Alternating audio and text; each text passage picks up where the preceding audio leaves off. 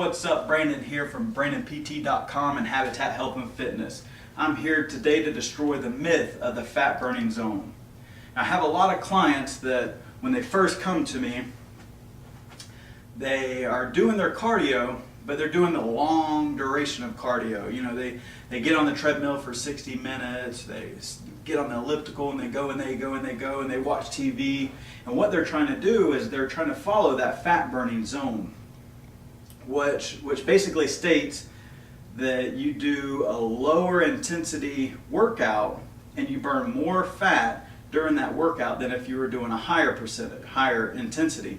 Because they say the higher intensity you burn more sugars and carbohydrates and things like that. So what they want you to do is they want you to work a lot lighter. So don't work too hard.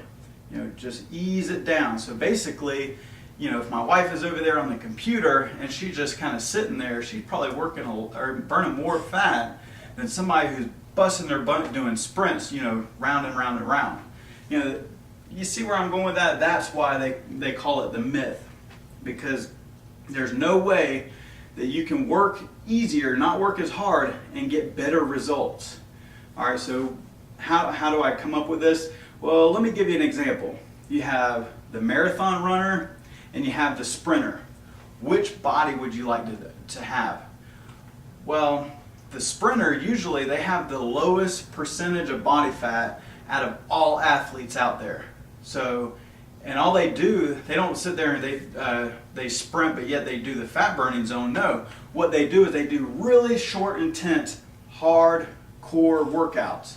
So it usually follows like the HIIT principle, high intensity training.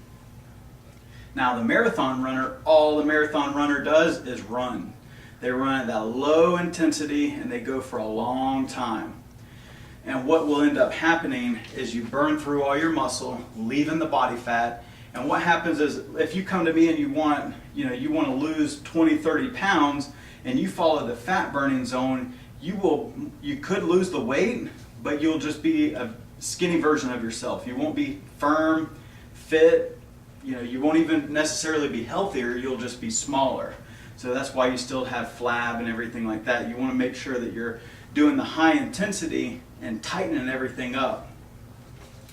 So what am I saying? How do you change from this fat burning zone and go into the higher intense? Well, I'm not saying go out there and do sprints, if you've never done sprints before. But you can do any form of exercise like the elliptical or something that's lower on your body, and do something like interval training. So say I'm going to work out for 20 minutes, but in that 20 minutes I'm going to go for 2 minutes at a lower intensity, and then 1 minute I'm going to go as hard out as I can, and then for 2 minutes I'm going to ease it down, and then you'll build yourself up to where you can even shorten it to like a 10-minute workout and do really hardcore sprinting, on the elliptical as hard as you can go, and then you can rest for 2 or 3 minutes, and then get back on the elliptical and go really, really hard, and then rest for 2 or 3 minutes. Same thing, and you're going to get more bang for your buck. What happens is, I don't want to get all scientific on you, but there's a thing that's called the epoch effect, and it's saying basically how much calories you burn after your workout.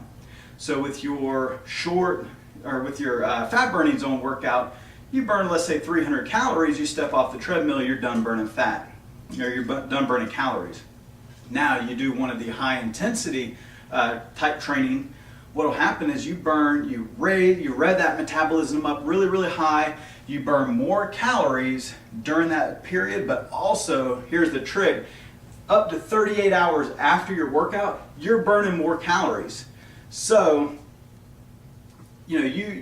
after your workout, you're still burning calories. Now, let's say the next day you go and do another high intensity. Now you're burning more calories, and see, you just keep going. Now, what I don't want you to do is go out there and say, okay, well, I'm going to do this for 7 days a week because it's only 20 minutes of intense training. But keep in mind, athletes only train 4 days and then they rest, or they do lighter activity the other 3. So maybe you could space it out, do a high intensity and then, a moderate, in between, something like that. But don't go over more than 4 days of really hardcore, intense training, especially if you're just starting out. So guys, that's it. Thank you for watching.